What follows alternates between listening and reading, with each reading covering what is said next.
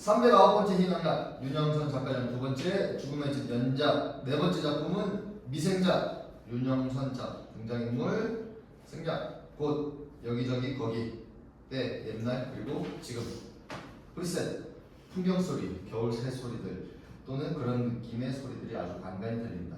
무대는 하얀 문반 무대 뒤로 배경막 차가운 회색 겨울하늘 배경막 뒤에 거대한 나무가 숨어있다.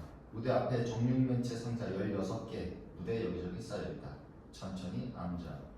각주자 인서트 넘버 1 각주자 혹은 노숙자 1, 2, 3, 4, 5, 6, 7, 8 상자에 앉거나 서거나 걸터 앉거나 말거나 그럼 제가 각주자 미생자 무대 같은 거라고 보시면 돼요. 숫자는. 네. 각주를 설명하는 사람, 즉 나 같은 사람. 각주의 미생자 아직미 날생 사람자 어떤 한글 사전에도 수록되지 않은 아직 태어나지 않은 사람 또는 태어나기를 원치 않는 사람 또는 태어나기를 거부하는 사람 우리 인식의 그림자, 틈새 감추어진 부분, 증오와 폭력의 인간 역사 과정에 숨어버린 존재, 배제되어버린 인간성. 아직 오지 않은 인간, 그리움, 절망의 씨앗 속에 자라는 배아, 거짓 속에 태어난 사람. 각주를 하는 동안 나머지 각주자들이 상자들을 옮겨놓고 다음 장면을 준비한다. 남편 각주자 1과 아내 각주자 8 겉옷을 벗고 군장을 찢고 자리를 잡는다. 각주자 7은 빠져나가 등장을 준비한다. 연기를 하지 않는 배우들은 구경꾼이며 소품 담당자이다. 예를 들면 공연 내는 상자들을 옮기고 소속과 의상 준비하고 다른 배우들이 연기하는 것을 적극적으로 들여다본다. 1. 총알 할아버지 나타나다. 조명 바뀌면 늦은 밤 아파트 거실 방 안에 여기저기 이삿짐 박스들 침대 그리고 냉장고 2개 남편은 쿠션을 끼고 잠들고 아내는 쿠션을 안고 멍하니 앉아있다. 각주 3. 지난주에 우리 아파트에서 생긴 일. 각주자 2가 살림실 침대 위에 데스크 램프를 올려놓고 구경한다. 아내 램프를 켠다. 여보야, 사이 여보야, 응? 여보야, 사이 여보야, 제발 좀. 왜? 남편 아내의 모습을 본다. 뭐야? 왜 그래? 아내 냉장고를 가리키며 저거. 저거 뭐? 냉장고? 아내 고개를 끄덕인다. 좀 전에 깼거든, 목이 말라서. 그런데? 그래서 냉장고 문을 열었거든. 아니 손잡이를 잡고 문을 막 열려고 했거든. 근데 바로 그 순간 어머 혹시 할아버지가 안에 계시면 어떻게 하지? 하는 생각이 드는 거야. 할아버지? 할아버지 오셨어? 아니 음식을 넣어두는 냉장고가 그 냉장고였는지 아니면 저쪽에 있는 냉장고가 그 냉장고고 그 냉장고는 할아버지가 사시는 냉장고인지 헷갈렸다는 거야. 도대체 무슨 말을 하는 거야? 문을 열려고 하는 순간 혹시 그 안에 할아버지가 계시면 어떻게 하지? 주무시다가 깨시면 뭐라고 말을 하지? 하는 생각이 드는 순간 소름이 쫙 끼쳤다니까. 나 지금 도대체 무슨 말 하는지 알 수가 없어. 도대체 말을 듣는 거야 먹는 거야? 냉장고 안에 할아버지가 산다니. 아휴, 도대체 무슨 소리야? 아 답답해. 잘 좀 들어보라니까. 그러고 대학은 어떻게 나왔어? 참 답답해. 너 지금 잠꼬대 하는 거지? 사이 이런 거 알아?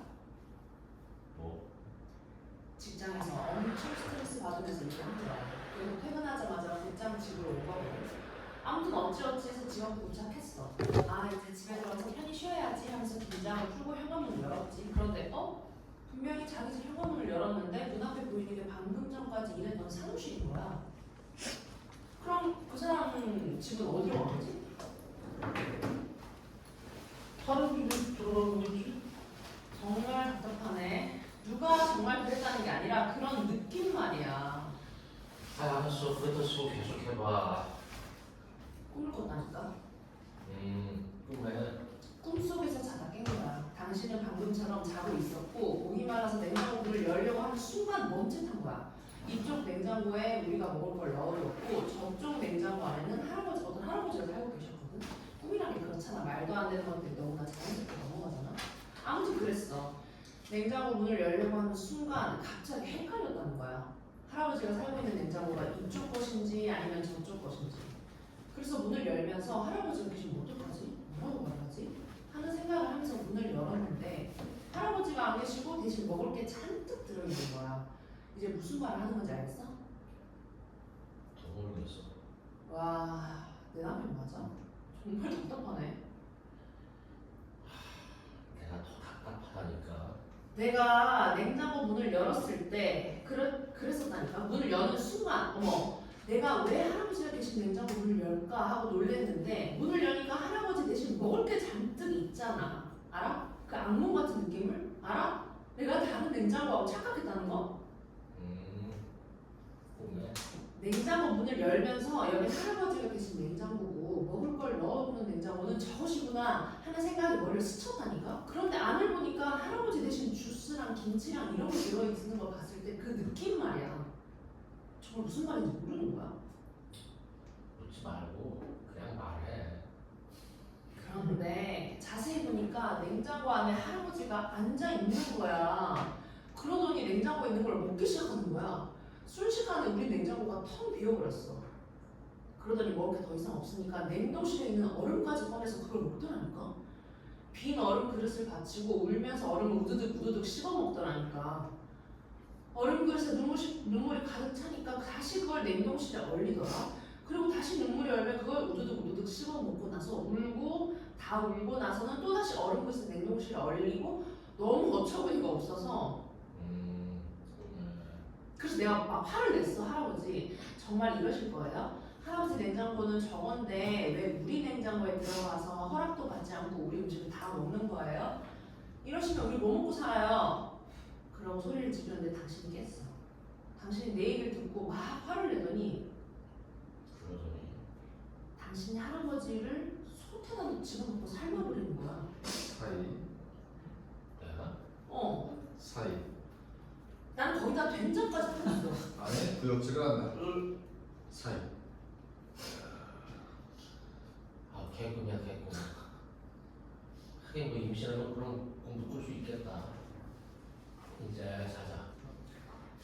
당신 같으면 그런 거 꾸고 무섭지 않겠어? 소스라치게 놀래서 눈을 떴더니 글쎄 꿈인 거야. 그래서 물을 마시려고 냉장고 문을 열려고 하는데 다시 그 꿈이 생각이 났단 말이야. 그러지 않겠어? 아무리 꿈이지만 냉장고 문을 열려고 하는 순간 그런 생각이 나지 않겠냔 말이야. 혹시 그 할아버지가 냉장고 안에 계시면 어떡하지? 그래서 그냥 이렇게 앉아 있었던 거야. 그러니까 지금 우리만 하자 이거지? 알았어. 내가 물건을 묻게. 남편 냉장고 쪽으로 움직인다. 안 돼. 목마르다며. 이리 와 제발. 그냥 앉아 있어. 남편 다시 주저앉으면 아, 나 참. 황당하지만 냉장고 문 열지 마. 알았지? 알았어. 사이. 신경이 날카로워졌어. 사이. 알아, 날카롭다는 거. 하지만 그게 오히려 정상이잖아? 임신해가지고 멀쩡한 게 오히려 문제지. 근데 잠에서 깨서 생각해봤는데 마음이 편치 못했어. 임신하면 마음이 그렇게 써야 한다는데 내가 너무 못되게 굴었던 것은 아닌가 하고 말이지. 그 할아버지가 얼마나 배 아팠으면 우리 집 냉장고 들어갔겠어? 내가 임신해서 이렇게 몸만 무겁지 않으면 이해할 수도 있었을 거야. 냉장고 안에 다 드셔도 나중에 슈퍼에 나가서 다시 또 사오면 되니까. 하지만 내가 어떻게 하겠어? 몸이 이런데 그 할아버지는 내가 어떻게 하겠어? 하지만 아무리 꿈이지만 우리가 너무 못되게 본 것 같아. 맛있는 거라도 대접해서 내보내는 건데. 누가 당신도 그 할아버지 수발 들라고 했어? 내 생각이 그렇다니까. 임신이라도 안 했으면 모르겠어.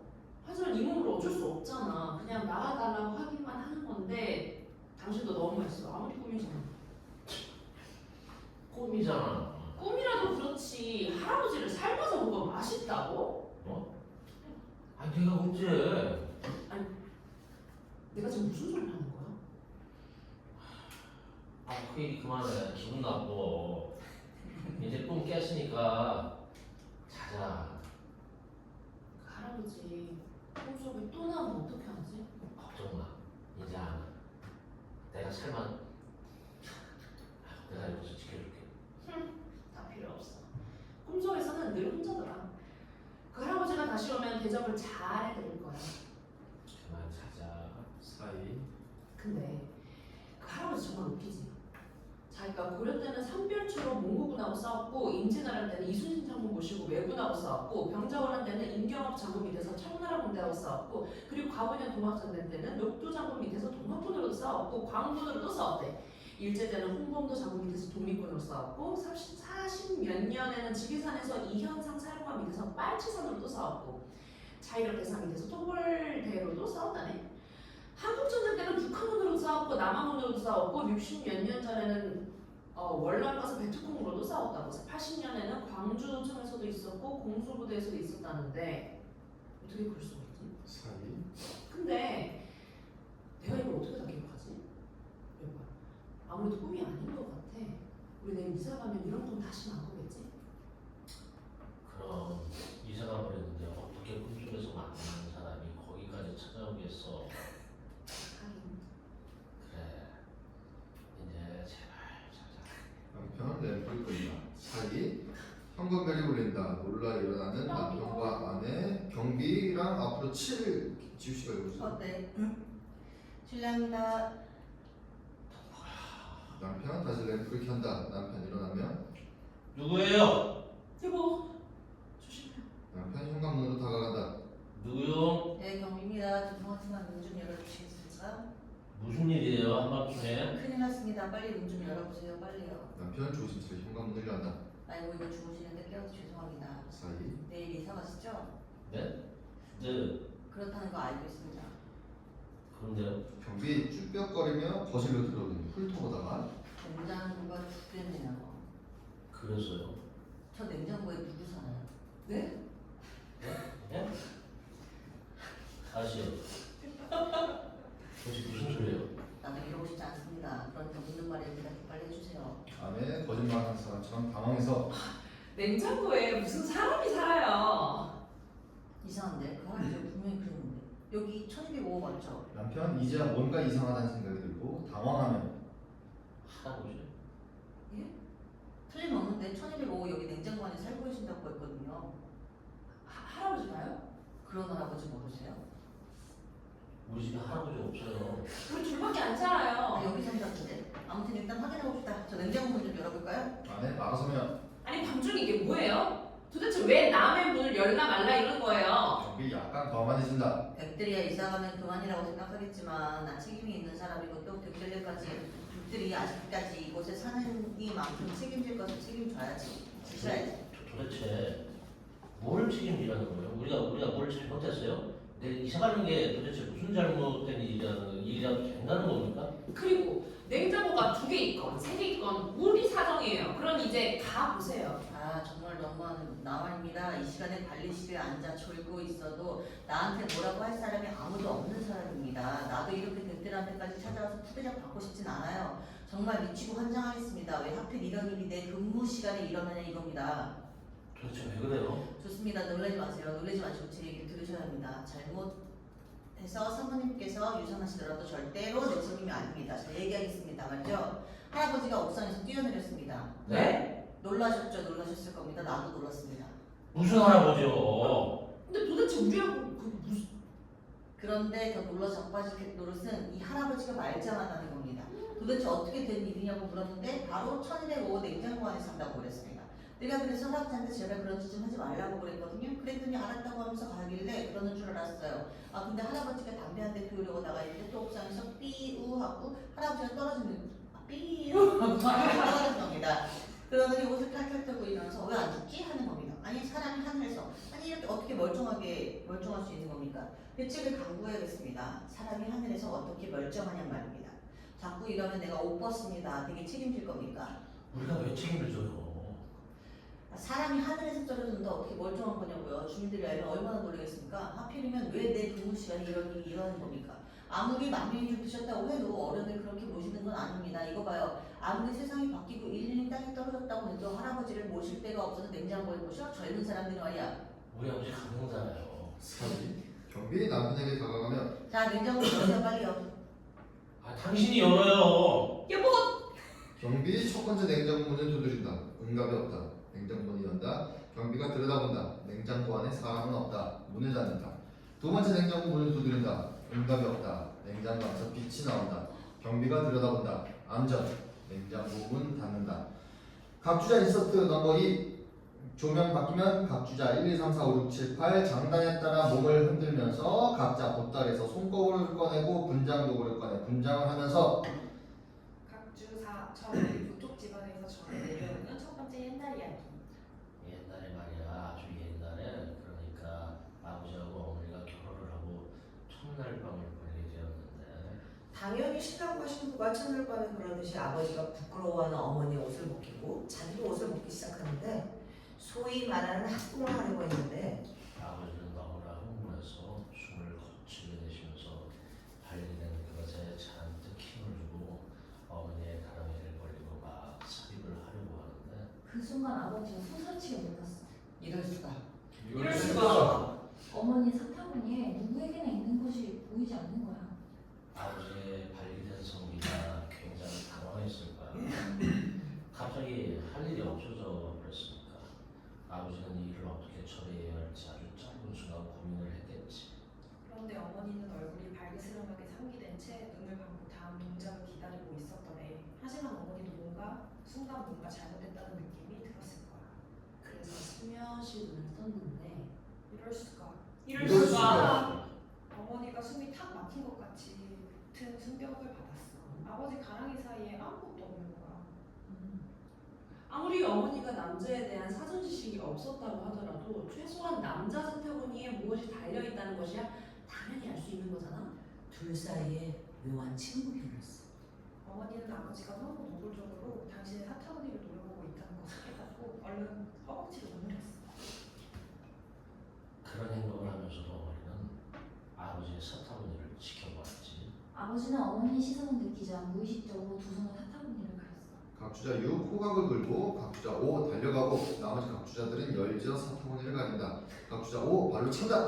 아버지는 어머니 시선을 착각한 거야. 그것도 없는 년이 밝히기는 지독하게 밝히네. 어딜 노려봐. 어쩌면 아버지는 그런 생각을 했을지도 모르지. 하지만 어머니는 아버지 사타구니에 왜 그게 없는지 차마 물어볼 수도 없고 또 뻔히 그게 없는데도 그 다음 행동을 재촉할 수도 없어서 살며시 물었어. 왜 그렇게 서 계세요? 아니야. 아버지 대답은 아주 심드렁했어. 충분히 준비가 되었던 그것이 갑자기 경부선에 서서 뻔데기를 했으니 그 다음 행동을 할 마음이 남아있을 리가 없었지. 얼마 후 드디어 아버지한테 묘한 행동을 했어. 여보 오줌 마렵지 않아? 아니요. 왜 그러시는데요? 첫날 밤에 신부하고 신랑이 요강에 오줌을 같이 누면 잘 산다는 말이 있잖아. 그런 말은 처음 들어봤는데요. 그 말에 아버지는 약간 화나는 듯한 표정을 지었지. 일종의 엄포를 놓은 거야. 아니 그 유명한 춘향정도 몰라? 몽룡이하고 춘향이가 합궁을 할 때 월매가 요강을 방에 넣어주면서 춘향이한테 신신당부를 한 게 바로 그건데 그래서 춘향이하고 몽룡이가 사이좋게 살았던 거고. 어머니는 에라 모르겠다. 눈 질끈 감고 신랑이 원하는 거 한번 하자는 심사로 요강에 걸터 앉아 쉬를 했어. 그런데 아버지가 가까이 와서 자꾸 들여다보려고 하는 거야. 그럴수록 어머니는 다리를 오므리고 찔끔찔끔 오줌을 넣었지. 부끄럽기도 하고 긴장돼서 간신히 오줌을 다 누고 나자 아버지가 울었어. 그런데 당신은 그 쉬는 어디로 온 거예요? 어머니는 정말 도망가고 싶을 정도로 부끄러웠고 짓궂은 신랑이 믿기도 했지만 볼이 잔뜩 붉어진 어머니가 눈을 치켜뜨고서 몰라서 부르시는 건가요? 여자가 어디로 소피를 보는지도 모르고 여지껏 뭘 하신 건가요? 좀 표독스럽게 올려붙였어. 그런 이상한 거 묻지 마시고 이번엔 당신 차례예요.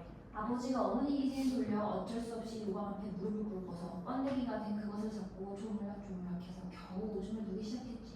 그런데 새색시가 부끄럼도 없이 자기의 거기를 쳐다보고 있으니까 오줌이 잘 나오지 않아서 낑낑 힘을 쓰며 간신히 오줌을 누고 마지막 남은 오줌방울을 털기 위해서 그걸 몇 번 툭툭 흔들 때 어머니가 물었어. 그런데 서방님, 그 소피님은 어디에서 나오시는 거죠? 아버지는 당돌한 어머니의 말을 들으면서 한편은 불쌍했고 또 한편은 귀엽기도 했어. 그것도 없이 시집와서 첫날 밤을 치러야 할 어머니의 심정이 10분 이해가 되었지. 그래 이 불쌍한 여자가 수박밖에 할 수 없다. 그게 없어도 오줌은 잘 드는 걸 보면 별 문제는 없겠어. 저 나이가 될 때까지 별탈 없이 살았는데 앞으로도 큰 문제는 없을 거야. 그때 어머니도 아버지와 비슷한 생각을 하고 있었대. 이 아비를 닮지 않은 아이 조명 바뀌면서 눈보라, 바람소리, 산짐승들 소리 계속되는 동안 각자들 멍석을 가져와 깔고 빗물바지 옹기 그릇이 두 개를 들여다 놓고 사라진다. 고려 하람이 각주자 4와 고려 어르신 각주자 7이 멍석 위에 가부좌를 들고 앉는다. 갑주요. 저 멀리 북쪽 지방에서 전해 내려오는 두 번째 옛날 이야기. 800년 전 원이 고려를 침탈하던데 백두산 남쪽 어느 산골 마을에서 한겨울 밤에 하람이 아비를 부른다. 애비야, 애비야. 아비 각주자 3 등장하여 하람이 뒤에 무릎을 꿇고 앉는다. 하람이 천장을 가리키며 너희 누워서 여기저기 쓰는 옷이 많구나. 내년 봄엔 아무래도 치고수를 해야겠다. 예, 준비됐느냐? 예. 어르신 마당에 어미를 바라보다가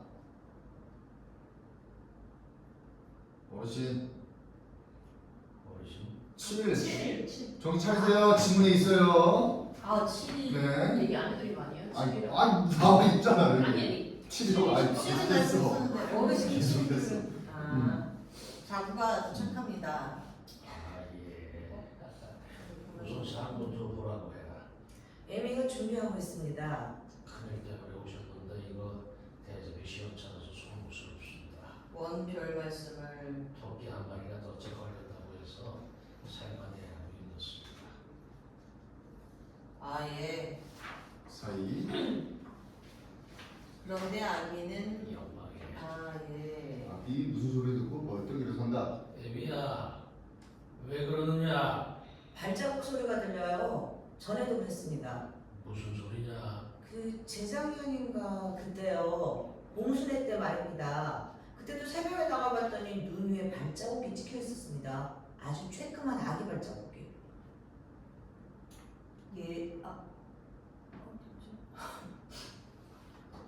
아기 발자국이라고? 예. 아 잘못 보았을 게다. 뚜렷하게 찍혀 있었습니다. 발가락 모양까지도 그대로였습니다. 마당근 무렵에서 끊겼습니다. 새 발자국하고 뒤섞여서. 상서롭지 못한 일 옥수수 때에 꼬리가 달리고 송아지가 돼지 꼬리를 달고 태어나질 않나. 암탉이 품은 안에서는 생쥐가 나오질 않나. 하지만 어르신, 사람이 사람을 낳은 게 무슨 잘못이란 말입니까?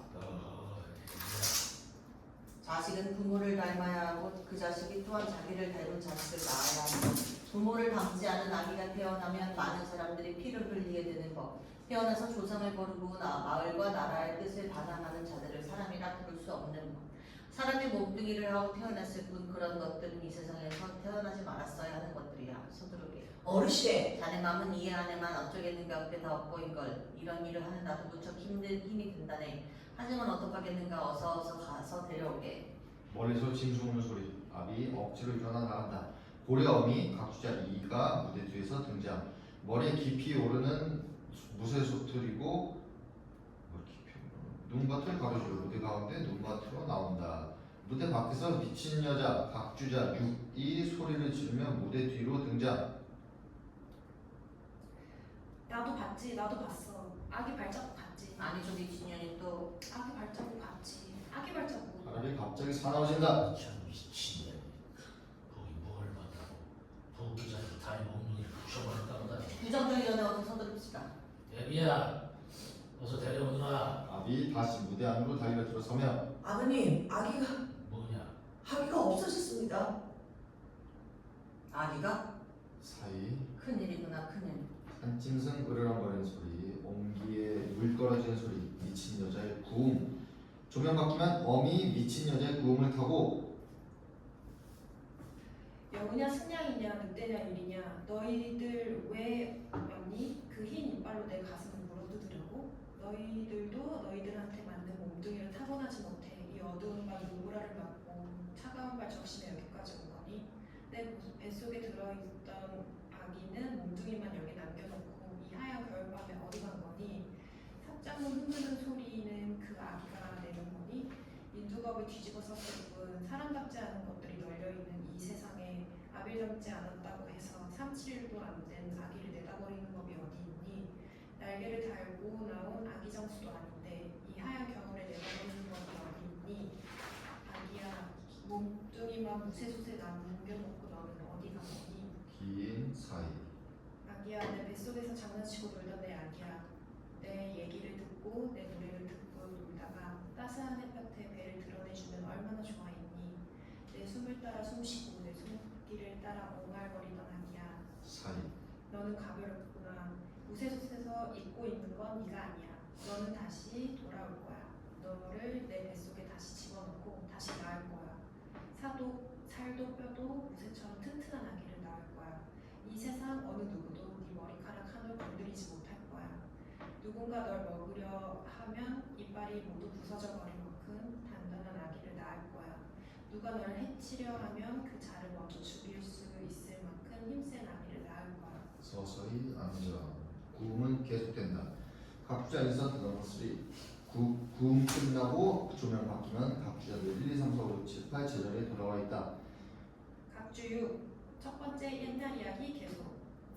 오줌을 차례대로 누르는 어머니하고 아버지가 의례적으로 신랑 신부가 첫날밤에 치르는 일을 벌이게 되었지. 당연히 아버지는 어머니에게 그것이 없는 줄 뻔히 알면서도 모른 척하며 그냥 했고 어머니 역시 아버지한테 그것이 달려있다는 듯이 했지. 아버지하고 어머니는 약간 기분이 이상했지만 또 한편으로 상대방의 그것이 없기 때문에 바람피울 걱정은 없겠구나 하는 생각에 기분이 좋아지기도 했겠지. 첫날 밤 이후 나는 어머니의 뱃속에서 부러움으로 자랐어. 그리고 10달 후에 세상에 태어나게 되었지. 어머니는 아버지의 그것이 없어도 마치 그것이 자기 안으로 들어온 것처럼 행동했고 아버지 역시 어머니의 그것이 없었지만 자기 그것이 그 안으로 들어간 것처럼 행동했기 때문에 나도 마치 내가 어머니 뱃속에서 성장했다가 10개월 후에 세상에 태어난 듯이 행동할 수밖에 없었어. 당연히 나는 존재하지 않는 거야. 당연히 나는 존재하지 않아. 조명 바뀌면서 3. 총알 태어나서 입대하다. 각주자 1, 2, 3, 4, 5, 6, 7, 8 위치와 의상을 바꾸면서 갑주 7 두 번째 옛날 이야기 계속. 무대 뒤에서 산통을 겪고 있는 고려 어미의 비명소리. 3파 각주자 8 이 들락날락 분주하다. 야 이거 보니 나 터졌어. 양소가 터졌어. 3파 달려나오면 아이가 곧 나와. 아이고 빨리 서둘러. 옆집에 와서 뭐야 그 미역 좀 빌려오고 또 세숫대야 미지근하게 데운 물 좀 받아오고 대출 끊어야 하니까 깨진 상파리도 주워. 3파 달려들어가면 애 나오는데 필요한 게 한두 가지가 아닌데 이렇게 준비 없이 어떻게 해. 베네도세 없으면 부드러운 무명찬이도 있어야지. 3파 달려나오면 금줄도 걸어야 할 텐데 왜 생기면 나는지 몰라. 어미 무대 밖에서 비명. 3파 같이 달려들어가면 아이고 나오네 아이가 나오네. 3파 돌아 얼굴을 내밀면서 애가 쉽게 나오네. 네가 치간에 가서 똥덩어리 한 개 쏙 빼라고 그래. 어미 비명. 3파 다시 달려들어가면 세숫대 가져와 세숫대. 10달 후 무엇이 태어난다. 딸그랑 소리. 3파 다시 뛰어나오면 고추야 고추. 아들이 아들. 3파 퇴장. 어미가 총알을 안고 천천히 나온다. 그런데 아기가 아니다. 총알이다. 단단한. 죄송해요. 단단한 그래서 죽지도 못하는 그래서 이거는 어쩜 이렇게 총알처럼 단단하고 야무지게 생겼을까? 꺾고 이놈이 엄마를 알아보고 오네. 쥐앙쥐앙 도리도리 깎고 어쩜 이렇게 잘도 따라할까? 아이고 이놈이 젖도 잘 먹고 쑥쑥 크네. 어디 또르르르. 아이고 이놈 보소 걷기도 잘하네. 훌루루루루. 아이고 이놈 보소 노래도 하네. 어미가 총알이를 어르고 있는데 조명 바뀌면 총오는 모병관이 들어온다. 모병관 이분이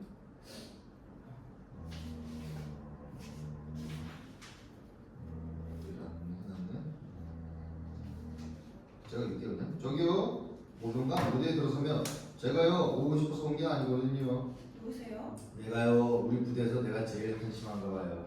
원래 나 이런 사람 아니거든요. 아니 원래 군인이 아니거든요. 배우거든요. 배우요. 그래서 문선대에 보내달라고 했는데 배우는 필요 없다고 그러더라고요. 가수만 쓴대요. 왜 오신 거죠? 사실 문 앞에서 한참 서 있었거든요. 들어가야 하나 말아야 하나고요. 하지만 나도 명령을 받고 왔다고요. 그럼 내가 군인이잖아요. 내가 이상하게 보이네. 아니요. 나 바보라고 생각하신 것 같은데 사람 그렇게 함부로 판단해서는 안 된다고요. 뭐 괜찮아요. 그렇다고 내가 정말 바보는 아니니까요. 사람도 잘 모르면서도 자기 멋대로 사람을 판단하는데요. 나도 군대에서 그런 것 정도는 배웠다고요. 야간 전투에 말이에요. 제일 위험한 게 멋대로 상상하는 거라고요. 남아 함부로가 써 있는데 공포심 때문에 그걸 적군으로 오내서 함부로 총을 쏘는데요. 그런 놈은 군도 아니라고요. 그건 공포심 때문이라니까요. 날 바보라고 생각하는 것은 좋은데요. 그건 당신들 공포심 때문이라는 걸 아셔야 한다고요. 그래도 나 이 총으로 사람을 죽이기도 했다고요. 처음에 겁났지만 다른 사람이 쏘니까 나도 어쩌기로 쏴버렸거든요. 방사를 가기니까 총알이 나보고 그 총알을 맞으니까 사람이 죽더라고요. 어떻게 해요? 나가버린 총알을? 그 총알이 사람 몸에 박히면 죽거든요. 부상을 입기도 하는데 총알 맞으면 엄청 아프거든요. 나도 궁뎅이에 한 방 맞았는데 한번 보실래요? 아니요, 괜찮아요. 괜찮다고요? 좋아요. 뭐 그럼. 그런데 도대체 무슨 말씀을 하시려는 거예요? 아, 내 얘기 들으시라니까요. 때가 되면 말할 거 아니에요. 아직 이야기도 끝나지 않는데 멋대로 말을 끊고 그러세요. 그게 바로 날 무시하는 것이라니까요.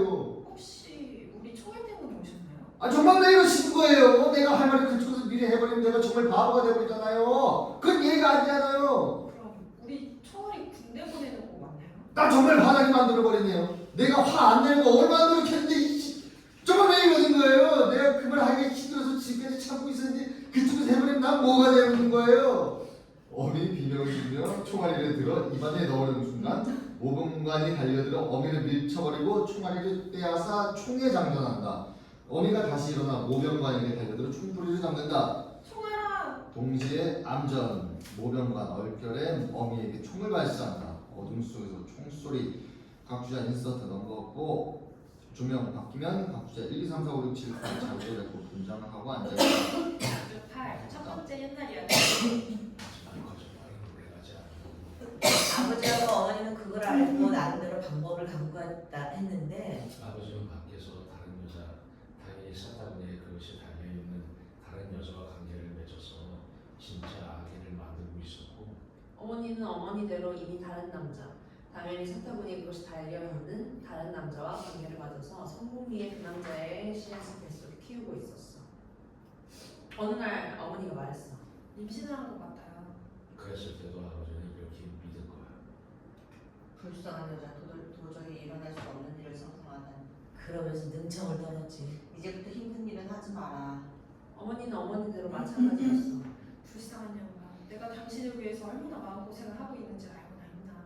서로가 서로를 속이면서 사는 거야. 그러면서 어머니는 배가 점점 불러오자 성취감에 흐뭇했지. 하지만 아버지는 점점 당혹스러웠어. 절대로 이런 일이 일어날 수 없다. 나는 그런 생각을 들으면서 말할 수는 없었어. 저건 상상 일신일 거야. 두고 봐라. 때가 되면 내가 너를 위해 어떤 일을 했는지 모두 알려주지.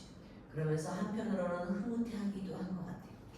드디어 해산날이 다가왔는데 공교롭게도 어머니의 해산날과 나에게 또 다른 어머니가 되는 다른 여자의 해산날이 똑같은 거야. 배가 산더미처럼 커진 다른 여자가 마당을 들어설 때 아버지는 숨도 쉴 수가 없었대.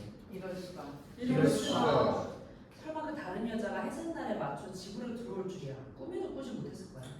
아버지가 어머니 몰래 다른 여자가 별채에서 해산날로 집으로 들여놓았어. 안채에서는 어머니가 상통을 하고 또 별채에서는 다른 어머니가 상통을 하는 거지. 아버지는 어느 쪽에서 먼저 아기가 나올지 또 동시에 아기가 태어나면 어느 쪽으로 먼저 가야 할지 몰라서 마당에서 안절부절하면 어쩔 줄을 몰랐겠지. 하지만 사실 아버지는 어머니가 진짜로 아기를 낳을 것이라고 믿지 않았기 때문에 별채에 있는 다른 어머니가 아기를 낳으면 어머니를 어떻게 설득시킬까 하고 이모저모 궁리를 하고 있었어. 바로 그 순간 아기 울음소리가 들렸어. 각주자 2, 6, 2 아기 우는 소리를 요란하게 낸다. 안채와 별채에서 동시에 스테레오로 아기 우는 소리가 들리는 거야. 그러더니 안채와 별채의 문이 동시에 열리면서 아들이에요. 공주님이 태어났어요. 이럴 수가. 이럴 수가. 4. 오퍼레이션 룰렛. 조명 바뀌면서 멀리서 포성, 가끔 가까이에서 전투가 벌어지는지 총소리. 각하, 각주자 1, 부관, 각주자 4 무대에 있고 연안장, 각주자 3 청날 병사, 각주자 5 무대 밖에서 대기 중. 각주 후 두 번째 옛날 이야기 계속 늘 언제나 어디서가 벌어지는 전쟁터에서 각하, 부관, 연안장하고 총알병사가 왔습니다. 왜? 긴급한 상황입니다. 각하. 들어오라 그래. 총알병사 들어오시랍니다. 잠깐 동안 들어오지 않는다. 여사장님 부관이 내다보는 동안 다른 방향에서 총알병사가 여단장을 끌고 달려 들어온다. 여단장이 끌려 들어오면서 경례하고 모두 피한다. 충성. 아이, 이거 총알병사 자기 쪽으로 앉아. 괜찮습니다, 각하. 그래? 그럼 편하네. 괜찮습니다, 각하. 여단장. 예, 각하. 미안합니다. 각하네. 병사 차렷. 총알병사 차례 자세를 취한다. 열중 쉬어. 총알병사 여중 쉬어 자세를 취한다. 편히 쉬어. 총알병사 편히 쉬어 자세를 취한다. 그래, 요거이 뭐야? 보고 드리겠습니다, 각하. 그래, 편하게 얘기해. 각하. 편하게 보고 드리겠습니다. 총알병사에 관한 상황입니다. 얘기해봐. 오늘 아침 갑자기 총알병사가 휴가를 보내달라고 했습니다. 지금 같은 전투 상황에서 네, 각하. 네, 각하. 총알병사는 조국의 자랑이자 명예잖아. 총알병사의 혁혁한 무공은 조국 전쟁사의 모든 페이지를 장식하고 있잖아. 그런데 이런 전투 상황에서 어떻게 그럴 수가 있나? 휴가 보내십시오, 각하. 그래? 사유가 뭐야? 어젯밤 꿈을 꾸었습니다, 각하. 꿈이라고? 네, 꿈입니다, 각하. 무슨 꿈? 제 고향에는 오랫동안 저를 기다리는 여인이 있습니다. 이름은 김봉리입니다. 그런데 옆 동네 박계진이라는 건달놈이 그 여자를 건드렸습니다. 참을 수가 없습니다, 각하. 아니, 꿈을 꿨다고 휴가를 가나? 하지만 사실입니다, 각하. 사실인지 아닌지 자기가 어떻게 알아? 고성과 기관총 소리. 총알병사 점점 더 흥분하고 각하 여단장 놀라서 몸을 피한다. 제 고향에는 오랫동안 저를 기다리는 여인이 있습니다. 이름은 김봉혜입니다. 그런데 옆 동네 박계진이라는 건달놈이 그 여자를 건드렸습니다. 참을 수가 없습니다, 각하. 아니, 그건 총알병사의 꿈 이야기 아닌가? 네, 맞습니다. 아닙니다, 각하. 그건 바로 제 얘기입니다. 총알병사의 꿈이 아니고? 예, 각하. 아닙니다, 각하. 제 꿈입니다. 도대체 무슨 말인지 알 수가 없네. 죄송합니다, 각하. 차렷! 총알병사 차례 자세를 취한다. 총알병사는 제 꿈을 대신 꾼 것입니다. 자네 꿈을 대신? 네, 각하. 알다시피 총알병사는 뇌가 없습니다. 때문에 누군가의 뇌에서 발생하는 생각이 텅 비어있는 자신의 머리통 속으로 날아들어오는 모양입니다. 총알병사는 다른 사람의 꿈을 대신 꾸고 그것을 자기 꿈으로 착각하고 있습니다. 뭐라고? 지금 여선장은 무슨 말을 하고 있는 건가? 어떻게 그런 일이 일어날 수가 있나? 총알병사가 얘기한 내용은 정확히 제 신상 문제와 일치하고 있습니다. 각하, 사실 며칠 전에 봉래 씨한테 절교하자는 편지를 받아 마음이 심란했습니다. 박계진이라는 놈하고 어쩔 수 없이 잠을 약속해 보냈다는 것이었습니다. 그럼 여선장은 어젯밤에 아무 꿈도 꾸지 않았단 말이야? 그렇습니다, 각하. 너무 괴로워서 밤늦게까지 잠을 못 이루다가 새벽녘에 겨우 잠깐 눈을 뜨지만 꿈은 절대 꾸지 않았습니다. 아니, 어떻게 그런 일이 일어날 수가 있어? 다시 연속적인 강력한 폭발을 각하 여단장 몸을 피한다. 흥분했던 총알병사 총을 겨누고 밖으로 뛰어나간다. 동경 앞으로! 여단장 당황해서 따라간다. 또 달린다. 총알병사! 총알병사! 사단장. 사단장? 갑자기 사단장? 사단장이죠? 사단장 없어. 여단장? 여단장 같은데? 아닌데? 총알병사 어디 갈 거야? 저기 뭐야? 저긴 것 같습니다. 사단장이 저기 부가? 아 모르겠다. 일단 넘어갈게요. 총알병사 어디 갈 거야? 여단장 따라 달리다가 멀리서 적진으로 돌격한 겁니다, 각하. 총알병사는 전투기계입니다. 포격 소리만 들으면 자동으로 적진으로 돌격합니다. 그래? 그거 대단한 거야. 그렇습니다, 각하. 그래, 그럼 총알병사를 휴가 보낼 필요가 없다는 말이지. 그렇습니다, 각하. 그럼 기관도 돌격해. 알겠습니다, 각하. 돌격 앞으로! 부관이 다시 각하에게 각하, 보관. 여단장이 왔습니다, 각하. 총알병사. 혼자 왔습니다. 긴급 상황입니다, 각하. 들어오라 그래. 들어오시랍니다. 여단장 들어서 경례한다. 충성! 그래, 여기 뭐야? 보고 드리겠습니다, 각하. 그래, 편하게. 네, 각하. 그럼 편하게 보고 드리겠습니다. 총알병사에 관한 사항입니다. 또 뭐야? 네, 각하. 총알병사의 능력은 무궁무진합니다. 특수훈련을 시키면 정보 수집 작전에서 엄청난 성과를 거둘 수 있습니다. 명령만 내십시오, 각하. 자, 그럼 그 특수부 훈련에 대해 브리핑을 좀 해라. 네, 각하. 아시다시피 총알병사의 몸은 총알구멍과 대포구멍 투성입니다. 그래서 속이 텅 비어 있습니다. 머릿속과 뱃속이 텅 비어 있습니다. 따라서 총알병사의 뱃속과 머릿속에서 불필요한 뇌파의 운행을 방해할 수 있는 바이러스와 미생물을 박멸시킨 뒤에 텅 비어있는 머릿속에 뇌파를 잡아낼 수 있는 안테나와 특수 기계를 정착시킵니다. 그 다음 텅 비어있는 뱃속에는 모니터를 설치합니다. 말하자면 총알병사를 머케니컬 솔저, 즉 기계병사로 개조하는 것입니다. 지휘부에서 키보드로 기계병사에게 명령을 내리면 적 지휘부의 두뇌에 있는 생각을 빼내올 수 있습니다. 또 역으로 적 지휘부의 눈에 가짜 정보를 입력시킬 수도 있습니다. 물론 아직 시험 단계이지만 작전을 수행하면서 보다 정교한 전술을 개발할 수 있습니다. 정말 대단하고 대단해. 응? 대단해. 다시 더 강력한 연속적인 폭발력 부관 달려 들어오면 외친다. 자, 지금 적군의 총 공격이 시작되었습니다. 각하 총알병사의 특수훈련을 즉시 실시하겠습니다. 여단장, 특수훈련을 생략하고 총알병사를 즉각 작전에 투입해. 네, 각하. 조명 바뀌면서 각 주자 1, 2, 3, 4, 5, 6, 7, 8 제자리에 들어온다. 각 주자 인서트 넘버 5 각주 10. 첫 번째 옛날 이야기 계속. 4위. 아버지는 악몽을 꾼 기분이겠지. 아버지는 두 손으로 얼굴을 부비다가 한숨인지 신음소리인지를 뱉어낸 다음 과감하게 안채로 발길을 옮겼어. 어머니가 아기를 낳을 수 있다는 것이 도무지 믿어지지 않아서 자기 눈으로 직접 확인하고 싶었을 테니까. 그것도 없는 여자가 오줌이 어떻게 될 수 있는지 모르겠지만 아기까지 나올 수 있는 법이 세상에 어디 있겠는가. 아버지가 병으로 들어가자 산파가 아버지한테 아기를 보여줬어. 이럴 수가. 이럴 수가. 어머니가 아기를 낳은 것이 분명했어. 바로 그때 별채문이 덜커녕 열렸어. 별채에서 태어난 아기의 외할머니. 여보게 사위, 내 딸이 귀여운 공주님을 낳았는데 아버지도 않고 뭐라는 거야. 아버지는 그 호통 소리에 놀라 얼떨결에 안치해서 별채로 발길을 돌렸겠지. 그 순간 별채에서 아버지를 기다리던 지친 여자가 마당으로 나오다가 안방 입구에서 비명을 지르며 쓰러진 거야. 방금 낳은 아이를 팔에 안고서 말이야. 그걸 본 어머니도 어디서 그런 힘이 솟아났는지 알아들 수 없는 욕설을 퍼부으면서 마당으로 뛰쳐나왔어. 당연히 방금 낳은 아기를 팔에 안고 말이야. 두 쌍놈은 아버지한테 아기를 맡겨놓고 서로서로 머리카락을 움켜잡고 손톱으로 얼굴을 핥으면서 싸우기 시작했어. 각 주자 2 싸우다가 쫓겨서 퇴장. 아버지는 누구 편을 들어야 할지 몰라 우왕좌왕하고 있을 때 바로 그때 난데없이 짐을 잔뜩 실은 니아간을 끌고 웬 덩치 큰 아저씨가 들어오더니 넋주고 아버지한테 큰절을 하고 수인사를 건넨 거야. 형님 반갑습니다. 그러니까 제가 형님하고 격동조지간입니다. 격구멍동서. 애 엄마가 그러니까 형수님이 하도 그래 부탁해서 제가 형님 대신 형수님한테 애를 낳게 해버렸습니다. 세간이라고 해봐야 뭐 별로 없고 그래서 이번에 여기 들어와서 살기로 했습니다. 각 주자들이 각 주자 4를 말린다.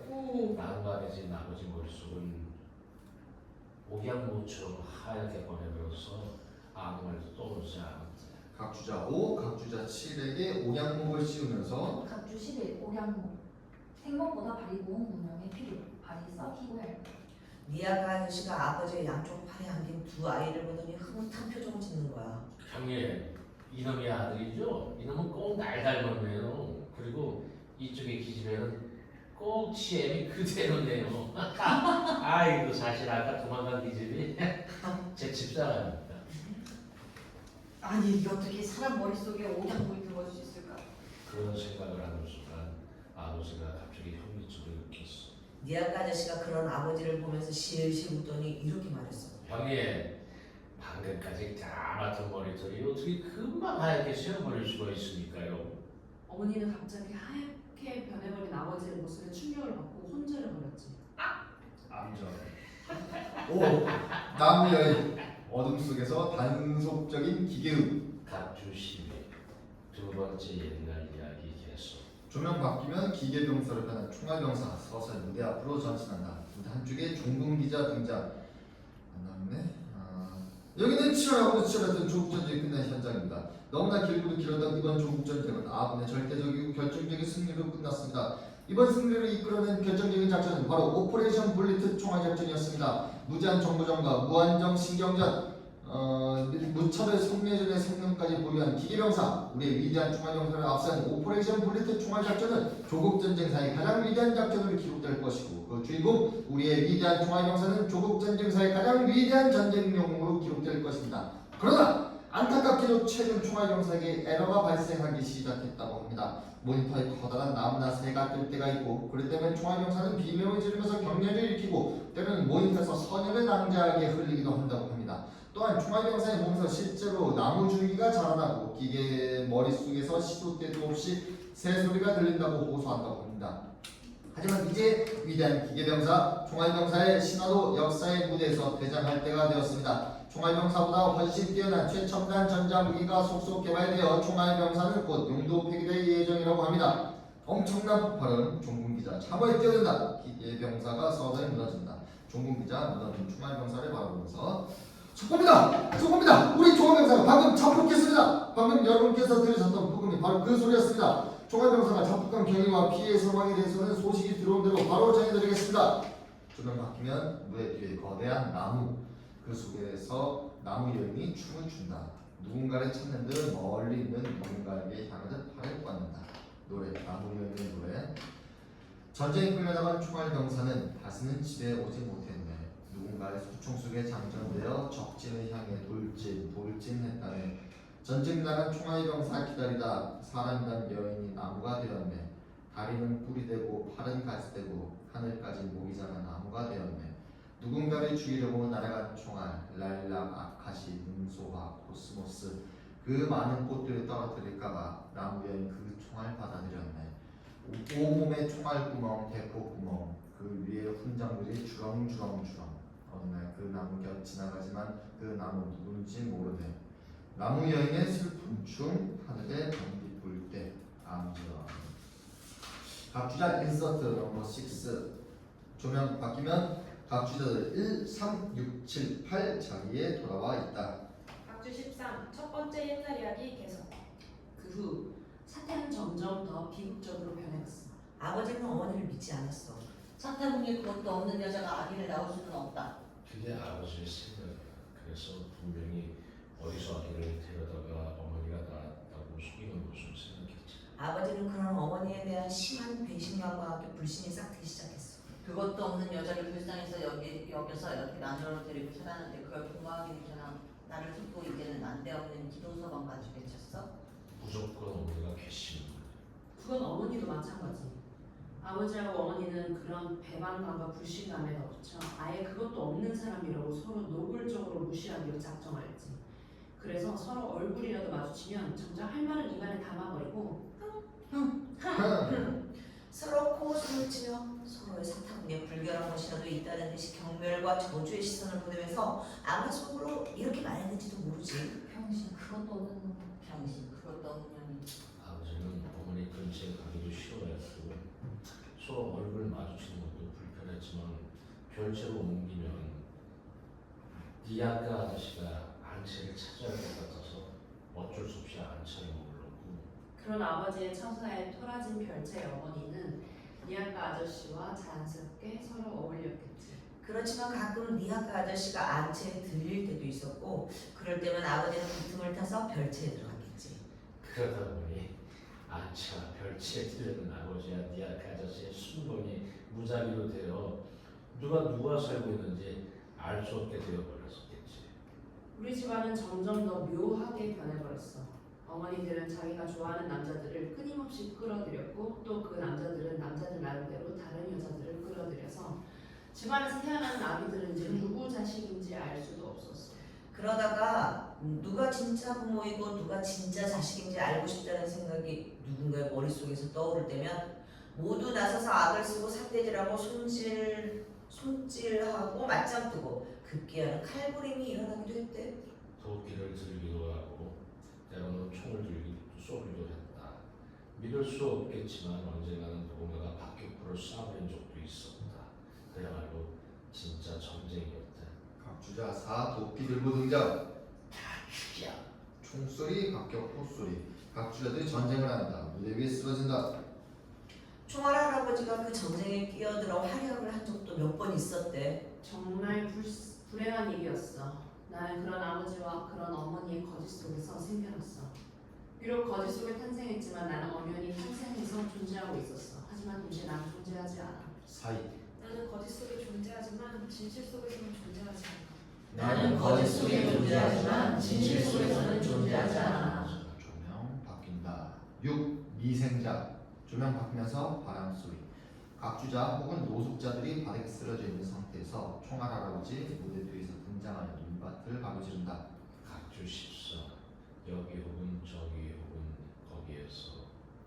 나는 태어나지 않은 자, 나는 내 행동, 내 몸이 빚어내는 몸짓, 내 표정을 통해서 아무도 내 안을 들여다볼 수 없다. 내가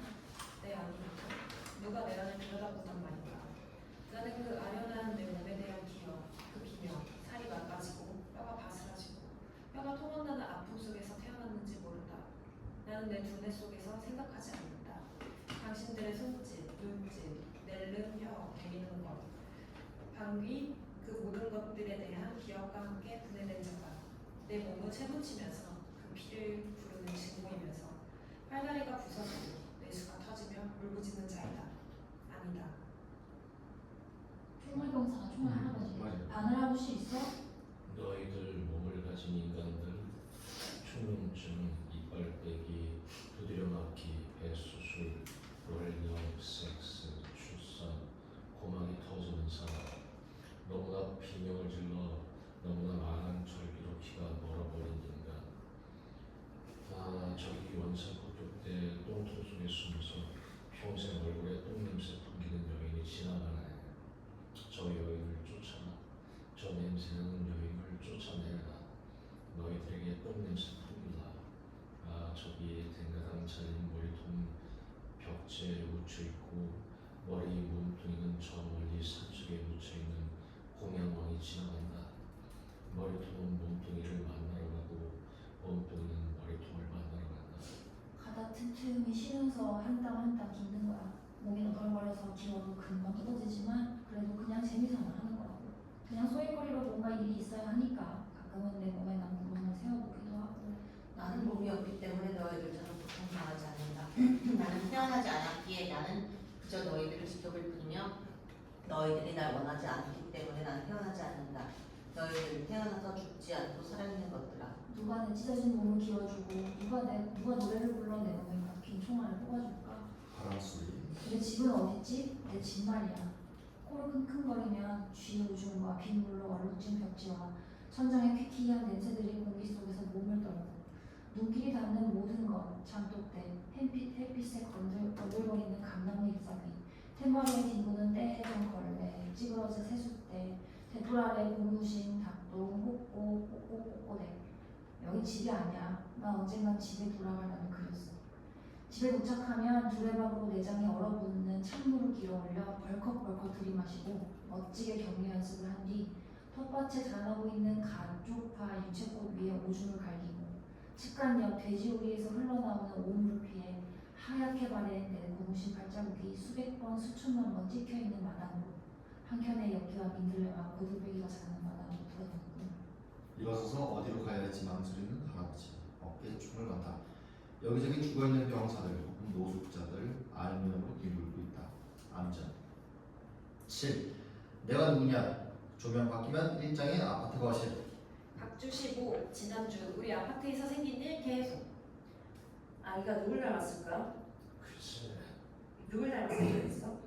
아무래도 아들이면 나를 닮고 딸이면 너 닮은 게 좋지.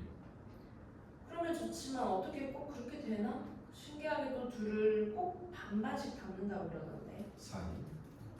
어머, 왜? 안에서 발길질하네. 우리 얘기를 듣나봐. 어머, 너무 신기해. 그지? 아직 보지도 못했지만 예쁠 것 같아. 그지? 사이. 기분이 어때? 뭘? 아무렇지도 않아? 이제 곧 내가 당신 아이를 낳을 건데. 왜 내 약이야? 뭐? 우리 약이지. 제가 그걸 몰라서. 사이. 어떤 아기일까? 튼튼하면 되지 뭘. 하긴. 그런데 만약에 우리 애가 당신도 닮지 않고 나도 닮지 않으면 어떻게 하지? 무슨 소리야? 만약에. 그럴 리가 있냐? 그러니까 만약에 말이야. 쓸데없는 소리 하지 마. 그래. 사이. 내 기분을 모를 거야. 침대도 사고 베네도도 사고 장난감도 사고 디카도 샀잖아. 이상하잖아. 그래서 내가 엄마가 되잖아. 우리 아이가 태어나서 어른이 되면 또 그 아이가 결혼하고 그래서 내가 엄청 늙어버린 것 같아. 사이. 참, 여보야. 그 아기도 낳을 건데 이제 저 냉장고 없어야 되잖아.